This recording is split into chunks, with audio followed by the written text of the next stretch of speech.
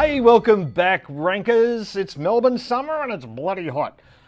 So if I start to sweat and glow a little bit under the lights in the new studio, I apologise. Thank you everyone who leaves comments on the YouTube channel. Special thanks to Alison last week, who left a bit of feedback for me. So all feedback's good. So thank you very much everyone who leaves a comment there. I wanted to talk to you a little bit today about Amazon. So Amazon Go launched last week with their queueless stores, which had people queued up around the block in Seattle.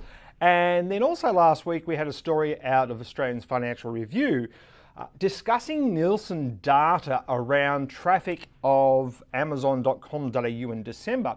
And they said it rose 80.9% from November, which is quite extraordinary. And when I went and had a look at how Nielsen collect their data, it's from a combination of things. One of the things that they do is they look at audience panels, and the way that they do the panel recruitment is Nielsen's online panel is created using a proprietary methodology that combines representativeness of probability sampling with the depth provided by an online recruited panel. The probability of collaboration sample provides a baseline for representative demography and online behaviour. This baseline is used to create demographic and behavioural weights to correct for potential biases in the online recruited panel. I'm using Google Trends.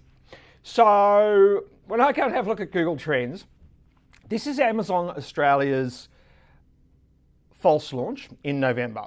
Then they had their actual launch in December. And you can see there quite distinctly that Google is telling us that less people were looking for them, for their brand. And that's what we're talking about here with the Nielsen data. And quite frankly, I've never been a big fan of it because I like real data. I don't like people trying to interpret what other people are doing based on a sample size, whereas if I can go and look at hard data of what actual people are doing, we can make some assumptions from that. But trying to take a representative panel of people, I think that's fraught with danger in an industry where you can get real data. So, for instance, this is Amazon as a key search term, and it's over the last 90 days, and it's just in Australia, and it's just web search. So we can see the two spikes. We've got a Batman moment there, as I like to say, and then we just see it drop off. So I can't see how Amazon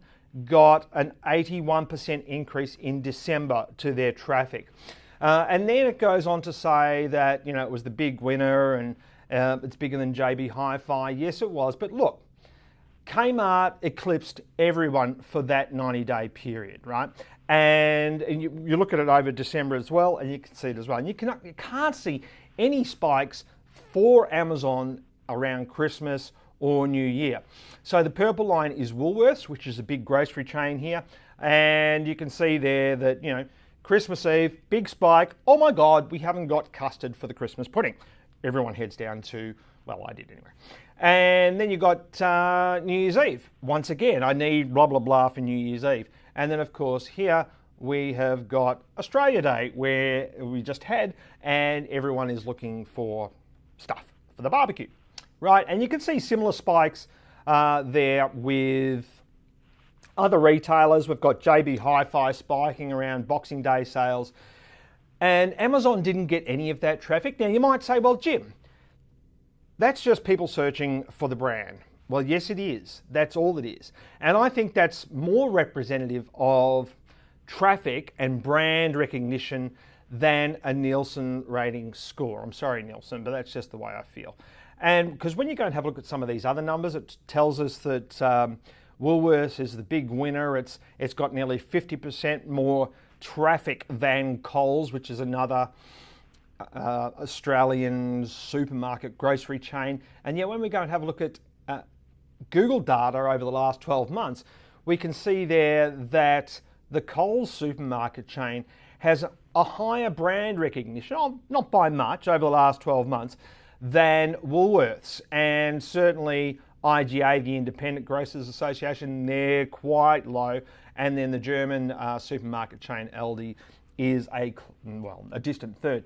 But one of the other interesting things here is that I didn't know that we've got a supermarket grocery chain spike in April, which must be Easter. And Easter and Christmas are the big Easter, Christmas and New Year are the big moments for supermarket chains. So there you go.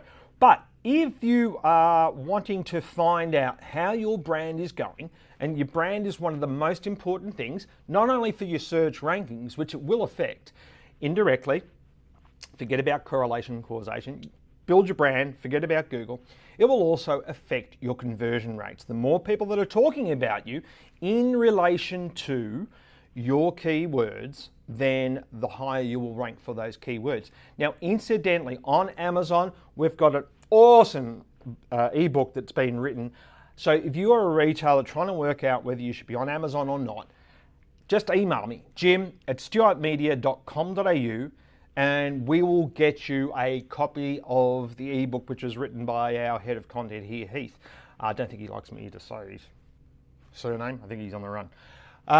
But have a read of this book. It's a really awesome insights and research that has gone into creating this book. So if you want that book, email me, jim@stuartmedia.com.au. That's it for this week's show. Please leave a comment if you've got any comments about the Amazon Christmas period. How did you go as a retailer?